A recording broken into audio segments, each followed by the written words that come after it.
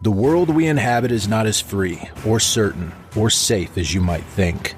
The things that you believe to be unassailably evident are little more than shadows dancing behind a curtain, a masquerade crafted and dutifully upheld by an organization known as the Foundation. The file you are about to hear contains containment procedures, descriptions, testing logs, historical and in some cases first-hand accounts of the anomalous objects the Foundation serves to secure, contain, and protect. Its contents have been thoroughly scrutinized by the Ethics Committee and approved by the O5 Council for release to trusted associates of the Foundation. This is SCP Unredacted.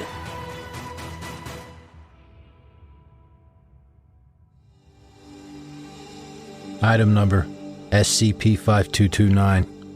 Object class Safe. Special containment procedures. SCP-5229 is to be completely submerged within its containment zone at all times. Biweekly filtration of the containment chamber's water is to be accomplished by inserting chlorine tablets into the chamber until SCP-5229 is visibly clean. Description: SCP-5229 is an anomalous human skeleton with a notable structural difference of SCP-5229's foot bones, hand bones, facial bones, and cranial bones being fused together into solid plates. Due to the particular structure created by the fusion, SCP-5229's extremities resemble fins, and SCP-5229's skull resembles an open-circuit diving helmet.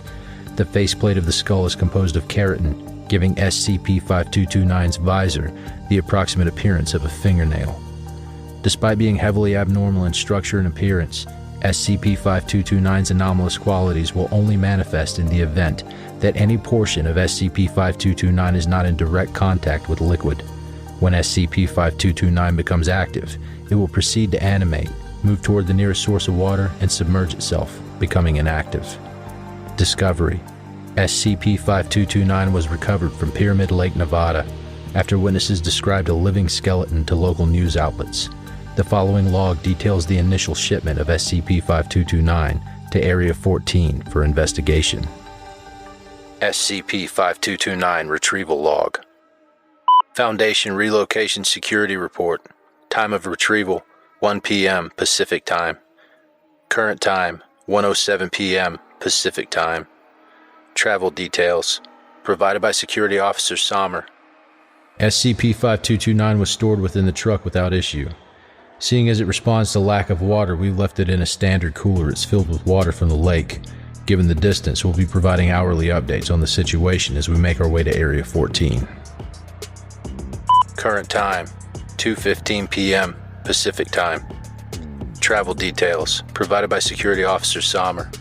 Nothing to report. We made our way along Interstate 80 and we're currently near Star Peak. There's a slight rattling where we're keeping SCP-5229, but Jean checked and the bones are just bumping up against the side of the cooler. Current time, 2:32 p.m. Pacific Time. Travel details, provided by Maintenance Staff Jean Schott. Urgent backup request. Something happened with the cooler. We got a flat and that must have knocked off the cooler cap, and before we knew it, the thing launched out and went inside Sommer. It tunneled right into his stomach. Sommer's dead for sure. There's blood everywhere and I can't see 5229. It's still in there for all I know. We're all terrified, but the situation's stable and we're trying to get the tire replaced. Current time, 2:43 p.m. Pacific Time. Travel details, provided by Maintenance Staff Jean Schott. Urgent backup request update. Just a few minutes after we fixed the tire, there was the squelching and 5229 slid out of the hole it bore into Sommer. We all ran out of the truck and away from it, and the skeleton somehow swam into the truck itself. It's probably in the fuel tank now and nobody's going near the truck anymore. Current time, 2:57 p.m. Pacific Time. Travel details, provided by Maintenance Staff Alex Switzer. Urgent backup request update. Jean's dead. 5229 exploded through the truck like a bullet, twisted her head off like a fucking bottle cap, and crawled down her throat. Micah and I are the only ones left. I just realized we never told you where we were before. I can only hope you get to Winnemucca in time. Current time, 3:11 p.m. Pacific Time. Travel details, provided by Maintenance Staff Alex Switzer. Urgent backup request update. I think that God just saved us. Scp-5229 started sprinting towards Micah at what must have been faster than 30 miles an hour. And a few inches before what would have turned Micah into a vessel, it went into a cactus just a little to the left of him. It must be going after the nearest water source and leaving when it's tired. We've distanced ourselves from it, and there's a few other cacti, so I can only hope we can make it out of this. Current time, 3:24 p.m. Pacific Time. Travel details provided by maintenance staff Alex Switzer. Urgent backup request update. The skeleton's just darting between cacti now, and we've gotten to the point where everything nearby is just more cactus. I wouldn't call it stable, and I think it's a stretch to call us safe. But Micah isn't crying anymore, and that at least means something's better. I think Micah was brave enough to cry before it could have happened. Sommer didn't even flinch. Jean looked pissed, and I screamed because I couldn't stand the thought of dying with tears. Only Micah had the strength to go out on his own terms. But it never happened. And he's still here. Current time, 3:52 p.m. Pacific Time. Travel details provided by maintenance staff Alex Switzer. Urgent backup request update. MTF support just arrived. We're safe.